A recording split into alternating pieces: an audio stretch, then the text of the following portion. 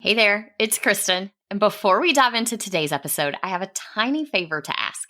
I'm planning some exciting stuff this year for the podcast and my courses, and I would really love your input. I put together a super quick survey. It's mostly multiple choice and shouldn't take you more than a few minutes. Your feedback will directly shape the content I create this year, so I can make sure it's exactly what you need to thrive in your business without the hustle. Because I know your time is precious, everyone who completes the survey gets entered into a giveaway where 2 lucky winners will get a $50 gift card to Amazon or Target, your choice. It's just a little thank you for helping me make this year on the show the best yet. Head over to kristendoyle.co/survey, or you can find the link in the show notes. The giveaway ends on April 14th, so don't wait too long. Hey y'all, and welcome back to another episode in our Diversifying series. I'm your host, Kristen Doyle, and today I am joined by Dawn Vinas. We are talking all about selling your TPT resources to school districts. Dawn learned a lot in her role as a district social studies coordinator about how school districts work, and especially about how they decide where to purchase curriculum. And she's used that expertise to sell her social studies curriculum to school districts in a yearly membership model that gives her recurring revenue, and it is wildly successful. So if you have ever thought about branching into professional development, or you've wondered how to get your foot in the door to sell your products to school districts, then you will love what Dawn has to share with us today. Let's get started. Hey, TPT sellers, ready to see growth in your business? You're in the right place. Welcome to the Savvy Teacher Seller. I'm Kristen Doyle, and I'm here to give you no-fluff tools and strategies that will really make an impact on your sales. Let's get started, y'all. Hi, Dawn. Thank you so much for being here today. I am super excited to chat with you and share some of the things you've been doing with the rest of our listeners. Well, thank you so much. I'm really excited to be given this opportunity to talk about one of my favorite topics, of course. So I really appreciate that. Yeah. So can you share just a little bit about your TPT seller journey and kind of what led you to branch out, to start selling on your own website, and then to focus on selling to districts specifically? Okay. So my TPT journey, I kind of think of as like falling into TPT because of the role that I was in when I first started. I was in the role of a curriculum coordinator in a school district. And I had heard my teachers talking about TPT, and this is back in 2014. And I didn't really know what TPT was because I had no reason to be on it in my current role. Mm-hmm. But I heard teachers talking about it and how they had made $100 a month. And I was like, oh my gosh, $100 a month? That would help pay for my vacation because I'm a vacation queen. So I went and dug through my old resources from when I was a classroom teacher, and I put up my first lesson, which had to do with Texas history, and I sold it, and I made 85 cents. And I was thrilled with that 85 cents, but I was more thrilled with the fact that what I had put out there, I knew was going to help another teacher. Because in the field that I'm in, there's a lot of gaps in knowledge, and there's a lot of gaps in resources in my particular niche. So I knew that what I had made would be helping another teacher. And that was exciting. So then I made something else that pulled from my files, cleaned up, put it up there, and it sold. And I'm like, I'm a rock star. And I can remember having a conversation with my husband when we went on our first trip, which was to Cancun. And I was like, I bought a Diet Coke with my money from TPT, and this is my TPT Diet Coke. And then it kind of grew to, I paid for the parking on this vacation. And then it grew to, I paid for the vacation. And then it just kept growing to the point of, if I don't start taking this seriously, I think I'm missing out on a big opportunity. So that's kind of like where it grew with TPT. And after about doing it for a year and a half in the spring of 2015, I decided that I wanted to jump out of the school district and start my own particular journey in my field. So I offer professional development and consulting, and then of course my resources. And then that kind of, I call it a trifecta of social studies instruction, that kind of snowballed from there to creating professional development and my own website. I didn't create my own website, of course, but somebody else did that for me. But I put my stuff up on my own website and it rolled from there. I love that. And I think so many of us have such a similar journey. I remember my first $100 month. I think it was actually $153. And I was so excited about it. We just kind of, start something you think is going to be a hobby, and maybe it'll pay for your coffee or help pay for vacations. And then it turns into this whole big thing. And I love that you have branched out into something a lot of sellers want to branch out into, which is doing things like professional development and selling your resources to school districts instead of just to individual teachers, because there is definitely so much potential there for growing your business and reaching more teachers. Absolutely. One of the things that I really feel strongly about is that school districts should be supporting their teachers. And we have too many school districts that have too much money rolling around, and they're buying things that aren't necessarily in the best interest of their kids. But to be honest, they all have a budget and they have to spend that budget by the end of a school year. And if it doesn't get spent, they don't get that same amount the next year. So they'll be buying things that aren't necessarily in the best interest of kids. And so my goal was, let's tap into that untapped market and let's start bringing that income into what really teachers want. They want these resources. They're using these resources. They need these resources. And I think it is a disservice to our students that we aren't providing teachers with the resources that they need in order to teach. So that was my particular goal. And then it also started tied in with my professional development. So if I'm teaching teachers on a specific strategy, let's say we're doing literacy strategies for social studies, I have to have something to model with. So while I'm making the model for the literacy strategies, I can then roll that into a resource and put that onto my own website for teachers to use.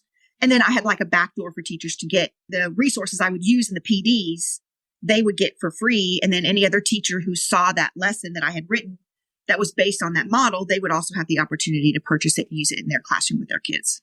That is such a smart approach. And I love that you are doing that.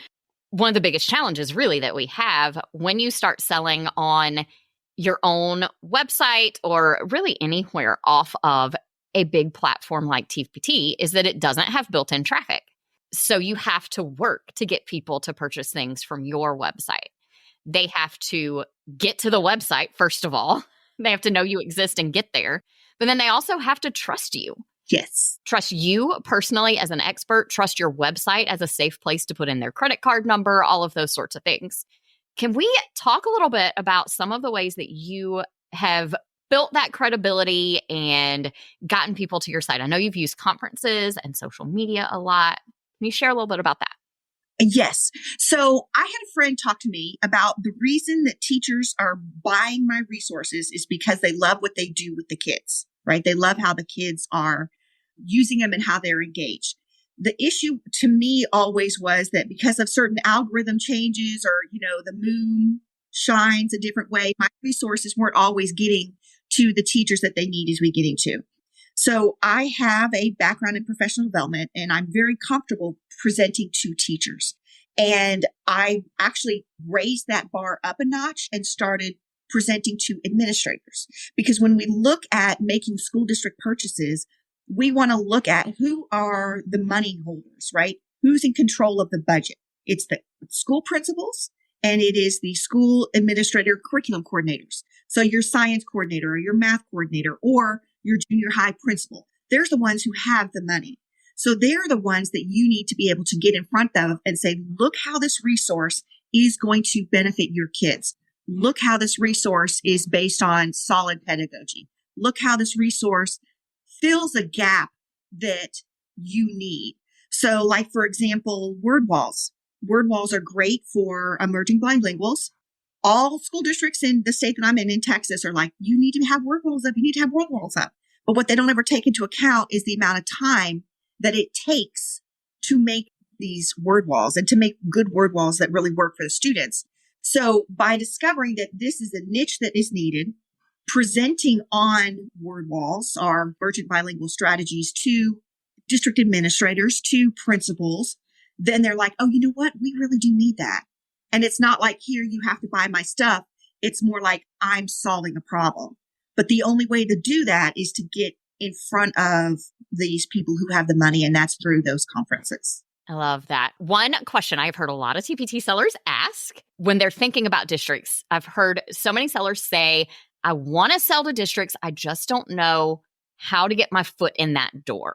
What suggestions do you have? What has worked for you as far as getting in front of administrators and those curriculum coordinators? Okay, so what I'm going to say is before you can even think about getting in front of them, you have to have that product line. It has to be a product line all ready to go, right? So district administrators aren't going to be going, oh, I need to buy a $2 worksheet on, Christopher Columbus. They're thinking, I need a course of 8th grade resources for math, or I need a course of middle school resources for science. They're looking for those big ticket items because they have that budget that they can spend and this need that they have to fill. So don't start like, going to administrator with, I have a cool worksheet. You're not going to get anywhere. You have to have done all the back work to prepare your resource, that it is a full, complete bundle, a full, complete curriculum, a year-long resource before you even begin to get yourself in front of the administrators.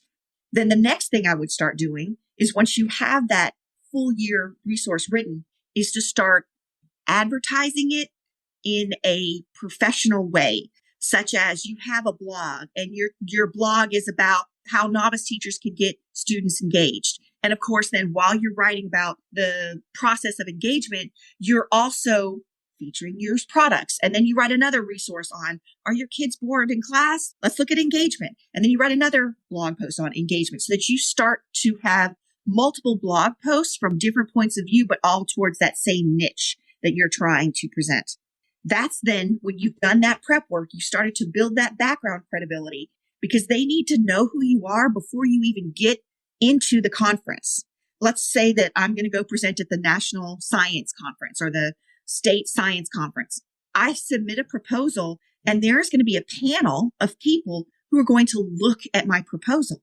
If they don't know who I am, if they don't see that I've done stuff in the field, if I've got some type of background, that's going to just get thrown away and you can't even get your foot in the door. So before you waste the time on putting together a proposal and making a presentation, you have to do everything that's in the background to make them want to choose you for their conference because they're trying to put together a good conference. So then once you've got your proposal written, you've done all that work, which is it's going to take a year or more. Then you're ready to say, hey, I want to present to the money people. And this is the problem that I'm going to solve. If you're always going with, this is the problem that we have.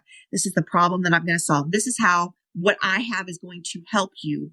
But it's got to be a soft sell. And I always mask it in pedagogy. So this is how we're going to get our emergent bilinguals talking more is by using this. Or this is how we're going to get our emergent bilinguals learning more vocabulary. And then I'm going to show them word walls and how to use word walls. So it's hey, you want this for your teachers because you see the quality of it, but it's all based in pedagogy and it's all based in best practices. Yeah. And that's something that's so different from TPT because when we're selling on TPT, the teachers who are there are buyers or freebie downloaders at least. They're there looking for a product. So we don't really have to soft sell. It's a store. You just tell them what's in your product and how it's going to help their students. And here's the price and the add to cart button. But when you're presenting in a different environment, when you're at a conference, when you're doing a PD for a school district, they're not shopping. They're there to learn. Right. And so you do really have to focus on it in a different way. I've heard it said a lot of times, and it's something that I kind of embrace in my own business as well. We need to sell people what they want and then give them what they need. And that really comes into play when you're in a non-selling kind of role. When you are there for professional development, you pitch to them in your proposal what they want. And then in that presentation, you've got to give them the stuff that they really need to show off why your resources are so good and why they're going to help the school district. And I'm sure, as you know, data is so important. If you've got data on how this has helped students and results that different school districts or teachers have seen as far as testing is concerned, of course, I think testing is the bane of every teacher's existence. Yes, exactly. And it matters to the people who spend the money. Yeah.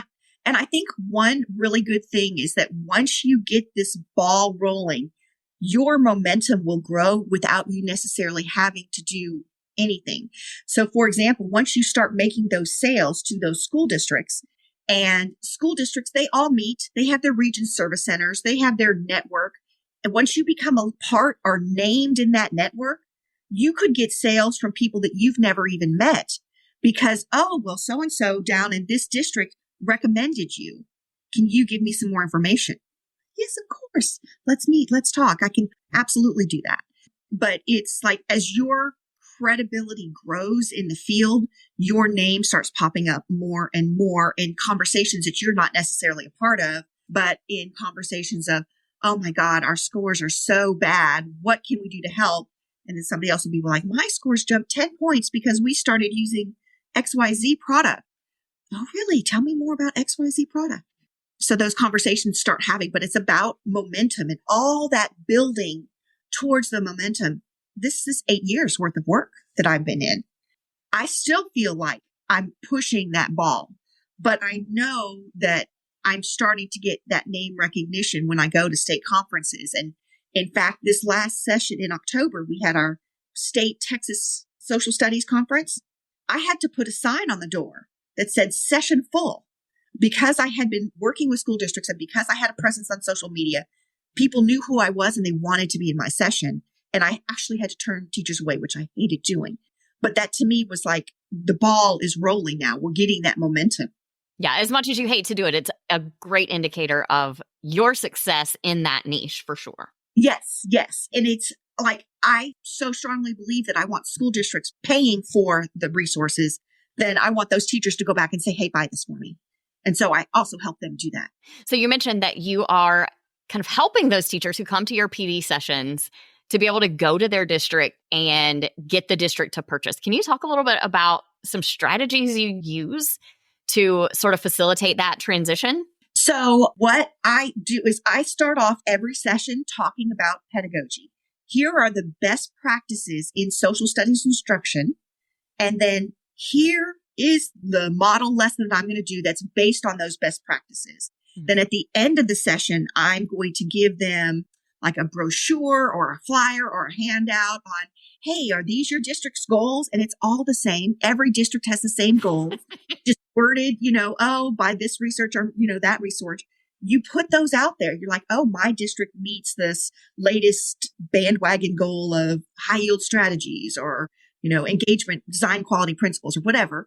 But putting those words in your pamphlet or your brochure that you're sharing with the teachers helps the teachers have this conversation with their administrators, because the administrators don't want to hear, oh, this is a pretty worksheet.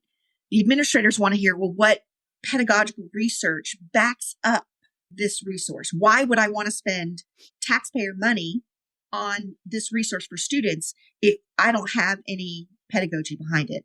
So as a seller, being clear what your resource, the problem that it solves, like the niche that you're in, but then also the pedagogy that backs up what you're doing.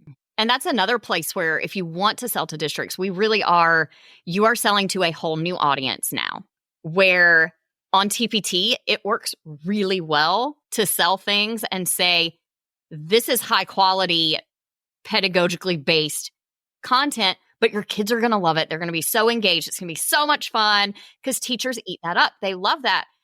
And it's not because teachers don't care about the learning. It's because they know that when the kids are engaged, they're going to learn more. That's not what districts see. I think most school administrators could care less if the kids are engaged when they're buying things. They want to see test scores. They want to see, like you said, those current buzzwords that whatever is trending right now in terms of best practices, they want to see those things. And so I would imagine you have to rethink the way that you're structuring your products and the way that you're packaging them up so that you're hitting on all those buzzwords. Yes, exactly. Because that's what principals want to be able to do, or administrators want to be able to do. They want to be able to say, well, I bought this resource that will help us meet the goal of, whatever. So being very cognizant of what those goals are that administrators want. And you can pick that up in conversation. You can pick that up by reading Edutopia articles or ACSD articles. they're all saying the same thing. They're all saying we have this problem that needs to be solved, but it's just the different buzzwords that they're using to currently solve the problem. That's your key in the door. And it's so smart. Let's talk a little bit about what you are selling to school districts. So you are a middle school history for Texas teachers. Is that, and what districts are buying from you is, like you said earlier, year-long curriculum for what they require to be taught at the different grade level. So tell me a little bit about how you are doing that and how it's different from what you sell to teachers on TPT. So it's not different. It's not different in the fact that I have a resource here that is only for teachers through my membership, and then a resource over here that is only on TPT. Because I am writing with that same goal, I have two platforms that I can sell with. The one over here on TPT is going to be the classroom teacher who has $5 that they're going to spend. The one over here inside of the membership is part of 300 other resources that districts have $5,000 that they're going to spend on that. So it's really when I'm writing to the standards, which is very important because we are such a unique state. So when I'm writing to the standards and I'm writing to the buzzwords and the pedagogy, that's fitting that need. So it's just different avenues. School districts don't like to buy off of TPT. They will buy from me with my name and my brand and my website. But I have very little school districts buying a whole year of curriculum from TPT. Yeah, and I know TPT is working on that some, but the fact remains, school districts like to buy from people and from huge curriculum companies as opposed to off TPT. So on TPT, you have your, like you said, it's the same activities, the same lessons, the same content. But on TPT, you're selling little bits and pieces. You have a bundle. On your website, it's a membership instead. Can we talk a little bit about that? I know you've had kind of several iterations of the membership. You've adjusted what's available and pricing points and all of those things. Can you kind of talk through maybe a few of the things you've tried and why you changed them, what wasn't working, and kind of what is working now? So when I first started selling to school districts, I was selling from the point of view of a former administrator, as in, I want something easy, right? And so my mindset was, I sell it to them once. They have access to everything that I put on the website for, 8th grade U.S. history. And then I made a password. Just share the password with your teachers. Well, then 2 problems occurred. Number 1, teachers were sharing the password to everybody they knew in their little social media groups. And then 2, I didn't have a return client because the client had already purchased the resource and they were good. With my website, anytime I make a new product, it goes up. They get it. If I make a revision, whoop, it goes up. They get it. If the test change, which is it has, and I make a new resource line in order to meet the new changes of the test, they get it. They paid me once back in 2017. So that membership worked for me for a while, but for long-term growth, I could see an end. Like, when do you stop selling to all the districts? When you've sold to all the districts, then you're done. And you're selling to a single state. So the number of schools are a little more limited than people who have a broader niche. Of course, as they say, the riches are in the niches. And I really do think the fact that you focus on the Texas standards is part of what makes you successful in Texas specifically, but it does limit your potential customer base. It really does. I'm fortunate in the fact that Texas is so big that I have a huge customer base and I've got maybe 10% of it. So I do have a potential for growth. But then at the same time, it's a finite ending, right? So that somebody in Singapore is not buying my curriculum. Yeah. And I think it's so smart of you to see that end, even though it's way down the road.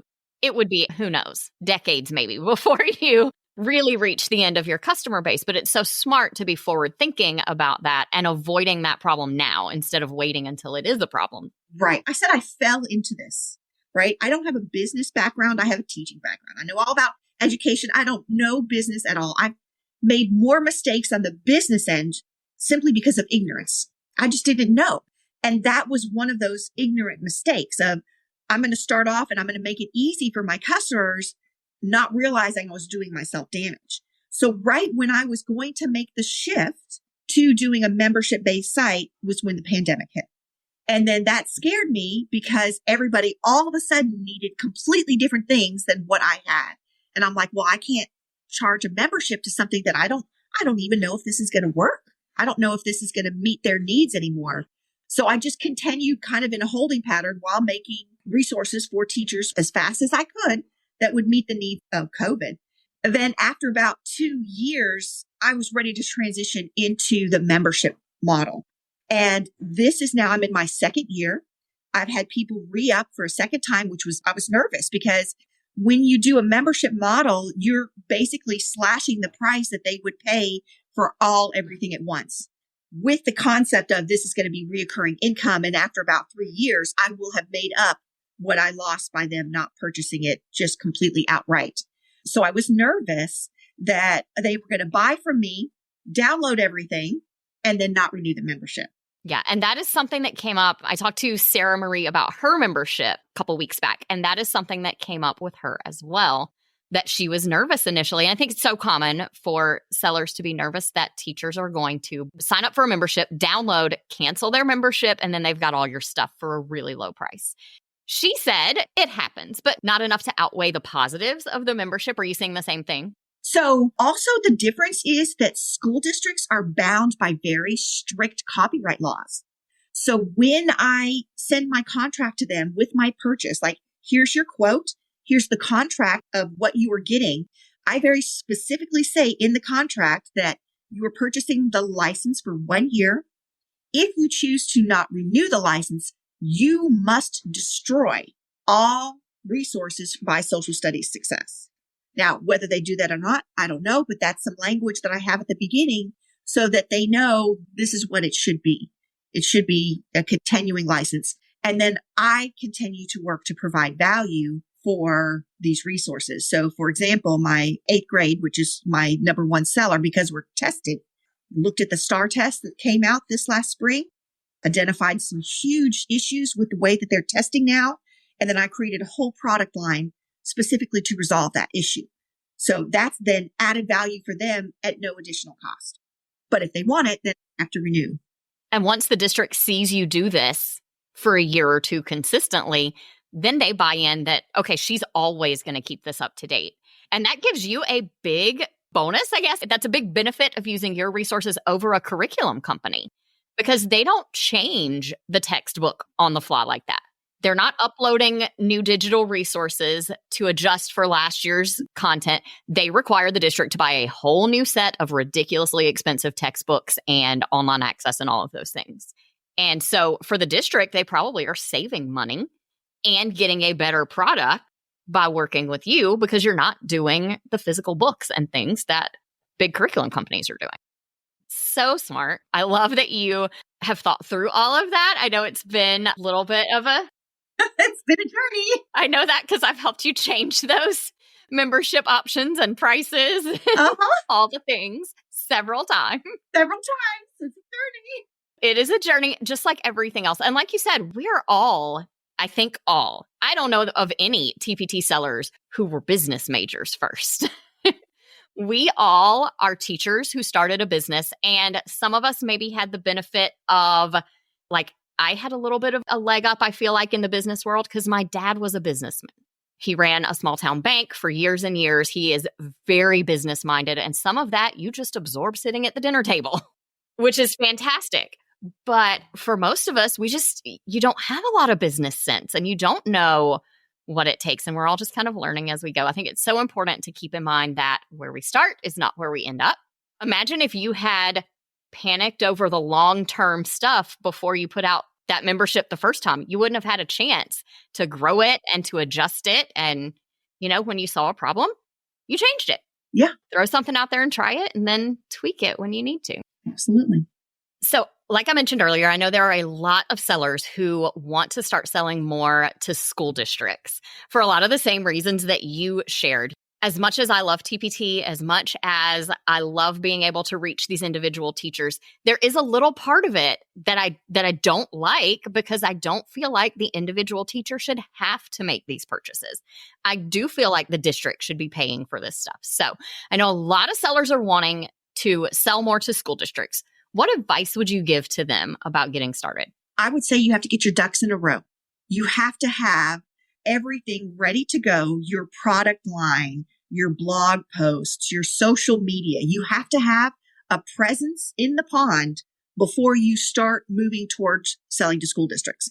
Because if you just pop up at a conference, like a math conference, and nobody knows who you are, you don't have the credibility to sell to school districts. They're not going to spend $10,000, $20,000 on your resource if you have no social proof, if you have no background that you've been advertising, no little niche that you're working. So if your long-term goal is to work towards selling to school districts, which is lucrative, I make 3 to 4 times what I make on TPT selling to school districts. If that is your goal, then you have to get your ducks in a row and you have to be aiming for it. So like maybe if this is the beginning of 2024, maybe 2025 in the spring, you'll be presenting at a state conference on your niche topic that you're worked through, but getting everything lined up, everything ready to go. So I think your established sellers who have been in the game for a while, they do have a social following, they do have those blog posts, and they do have a complete curriculum. They're going to have a leg up, and they just need to steer that boat towards, hey, how do I get my face and my product in front of the people who have the money? So in terms of action steps that sellers should be taking now, let's assume they've not done any of those things yet. The first action step then would be to start thinking of your individual products in terms of how you can make that a curriculum, right? And what those pedagogical best practices are that you can start working into the language around your product. I would also imagine school districts would rather see curriculum than bundle.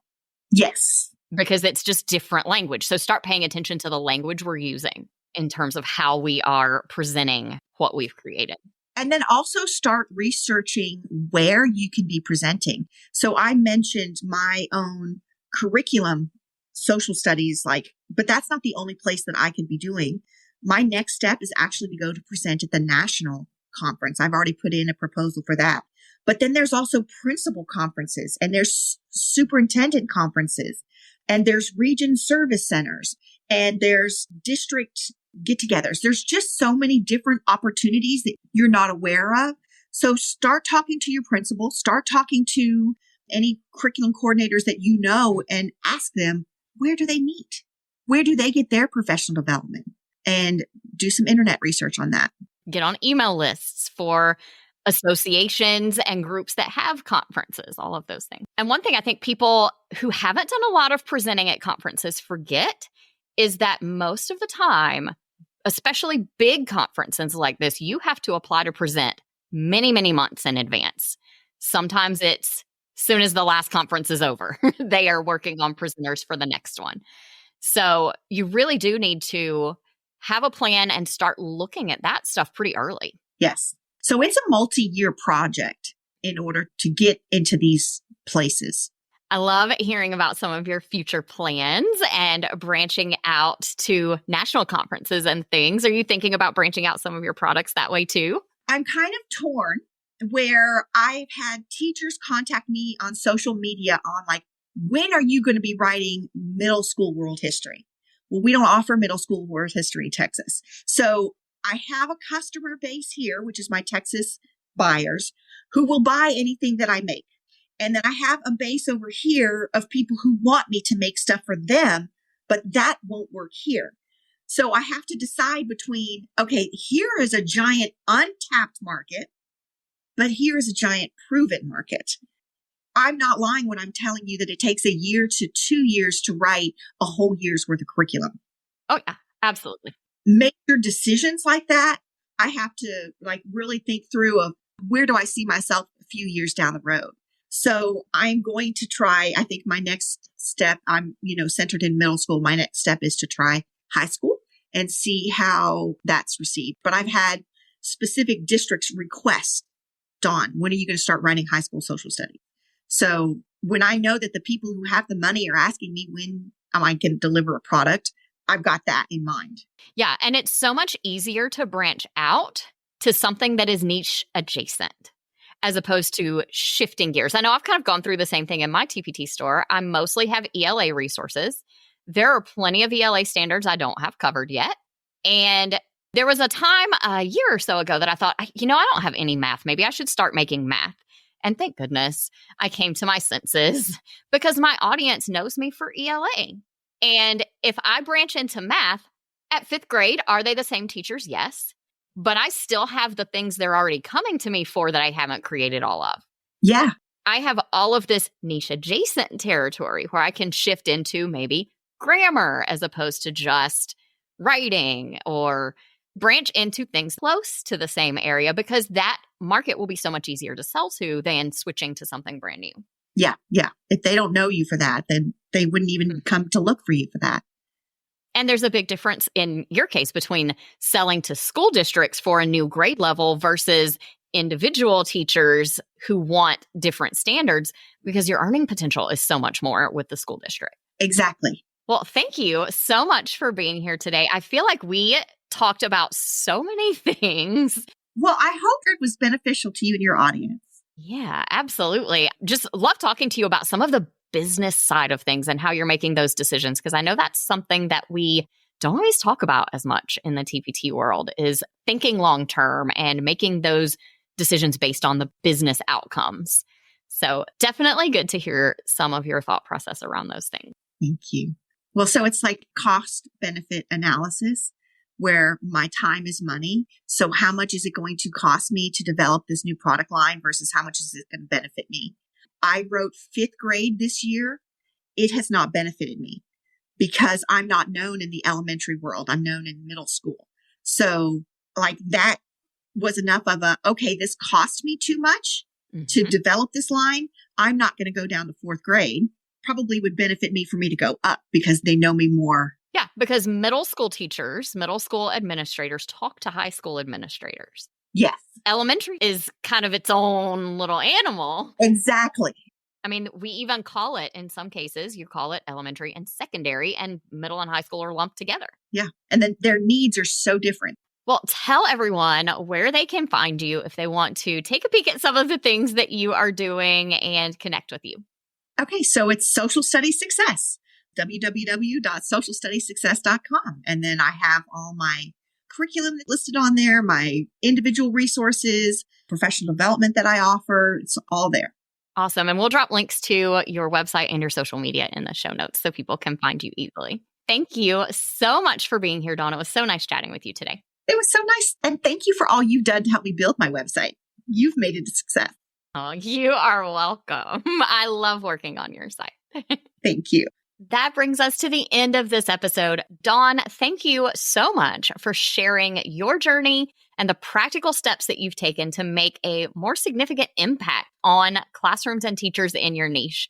I hope this episode inspires everyone listening to think about how you can expand your reach and venture into new territories like district level sales and professional development. For more information about Dawn and her work, check out the links in the show notes at kristendoyle.co/episode 83. Talk to you soon. I hope you enjoyed today's episode. If you did, please share it with another teacher seller who would also find it helpful. For more resources on growing your TPT business, head to kristendoyle.co/TPT. Talk to you soon.